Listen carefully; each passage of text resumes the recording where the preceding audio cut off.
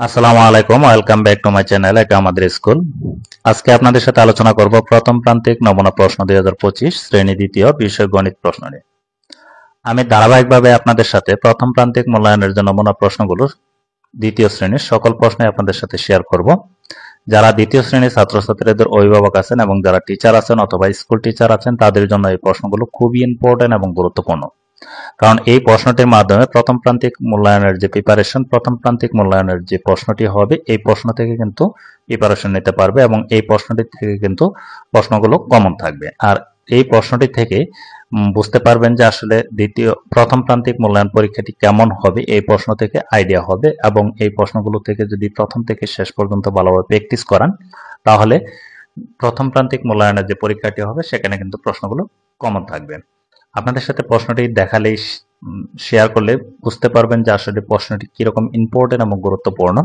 আর যারা অভিভাবক আছেন দ্বিতীয় শ্রেণীর যারা টিচার আছেন তারা এই প্রশ্নগুলো আমার কাছ থেকে পিডিএফ নিয়ে আপনারা কিন্তু আপনাদের ছেলে মেয়েদেরকে প্রিপারেশন নেওয়াতে পারেন। অনেক দ্বিতীয় শ্রেণীর অনেক স্টুডেন্ট আছে, আসলে প্রথম শ্রেণী দ্বিতীয় তৃতীয় পঞ্চম শ্রেণী পর্যন্ত যে স্টুডেন্ট গুলো আছে তারা কিন্তু প্রশ্নগুলো কেমন হবে এবং প্রশ্নগুলো কিভাবে আনসার করতে হবে সে সম্পর্কে কিন্তু তাদের ধারণা থাকে না। অনেক স্টুডেন্ট আছে দ্বিতীয় শ্রেণীর যে সবকিছুই পারে, আপনি যা ধরাবেন তাই পারবে এবং লিখতেও পারবে, কিন্তু প্রশ্নগুলো কিভাবে আনসার করতে হয় সে কিন্তু সে সম্পর্কে ধারণা থাকে না। আশা করি এই প্রশ্নগুলো যদি আপনারা বাসায় প্র্যাকটিস করান তাহলে কিন্তু তারা সহজেই প্রশ্নগুলো আনসার করতে পারবে। কারণ বারবার প্র্যাকটিস করাবেন, যত বেশি প্র্যাকটিস করাবেন ততই কিন্তু তারা প্রশ্নগুলো আনসার করতে পারবে। যারা অভিভাবক আছেন এবং টিচার আছেন এই প্রশ্নগুলো আপনারা আমার কাছ থেকে 30 টাকা মাধ্যমে কিন্তু প্রত্যেকটি প্রশ্ন আপনারা নিতে পারবেন এবং প্রিন্ট করে বাসায় কিন্তু বারবার প্র্যাকটিস করাবেন। যত বেশি প্র্যাকটিস করাবেন তত কিন্তু তারা সহজেই প্রশ্নগুলো আনসার করতে পারবে। এবং যারা স্কুল টিচার আছেন তারা আপনাদের এই প্রশ্নের হেডলাইনগুলো আপনাদের স্কুলের নামে এই প্রশ্নগুলো নাম দিয়ে নিয়ে আপনারা কিন্তু সরাসরি পরীক্ষাগুলো নিতে পারবেন। প্রথম প্রান্তিক মূল্যায়নের যে পরীক্ষাগুলো হয় এই প্রশ্নটির মাধ্যমে কিন্তু নিতে পারবেন। প্রশ্নটি 100 মার্কের মানসম্মত প্রশ্ন এবং প্রথম প্রান্তিক মূল্যায়নের যে প্রশ্নগুলো হয় সেই প্রশ্নটি কিন্তু এইরকম ধরনের প্রশ্ন কিন্তু হবে। আপনাদের সাথে যারা নিতে চান তারা অবশ্যই কমেন্ট করবেন, আমি হোয়াটসঅ্যাপ নাম্বার দিয়ে দেবো, সেখানে যোগাযোগের মাধ্যমে কিন্তু এই প্রশ্নগুলো পিডিএফ ফাইল অথবা এমএস ওয়ার্ড ফাইল সহ আপনারা নিতে পারবেন। এখানে দেখেন অঙ্কে লিখো, এখানে 583, 350, 906 এভাবে দেওয়া থাকবে। এই প্রশ্নগুলো এগুলো অঙ্কে লিখতে হবে, মানে সংখ্যা দিয়ে লিখতে হবে। এরপর কথায় লিখো 66, 70, 73, 89, 85, 44, 46, 52, 55, 59 এভাবে দেওয়া থাকবে, আনসার করতে হবে। এবং নিচের সংখ্যাগুলো প্রতিটি অঙ্কের স্থানীয় মান নির্ণয় করো, যে কোনো দুইটি, এখানে দুইয়ের অধিক দেওয়া থাকবে, মানে একক একক দশক শতক এরকম স্থানীয় মানগুলো নির্ণয় করতে হবে। নিচের সংখ্যাগুলো তুলনা করে ছোট থেকে বড় সাজাও, যে সংখ্যাগুলো ছোট সেগুলো আগে লিখতে হবে এবং বড়গুলো পরে লিখতে হবে, এভাবে ছোট থেকে বড় দিকে সাজাতে হবে। এরপর নিচের সংখ্যাগুলো তুলনা করে বড় থেকে ছোট, প্রথমে বড় সংখ্যা এরপর ছোট সংখ্যা এভাবে লিখতে হবে। এরপর নিচের সংখ্যাগুলো থেকে জোড় বেজোড় সংখ্যা আলাদা করো, কোনগুলো জোড় এবং কোনগুলো বিজোড় এভাবে আলাদা করতে হবে।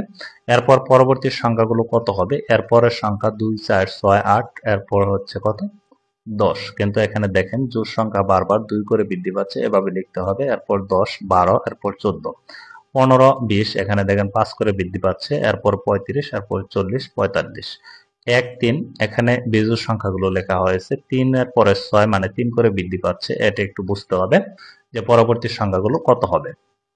এরপর 1 থেকে 10 পর্যন্ত ক্রমবাচক সংখ্যাগুলো লিখতে হবে, যে ক্রমবাচক 1 থেকে 10 পর্যন্ত সংখ্যাগুলো লিখতে হবে।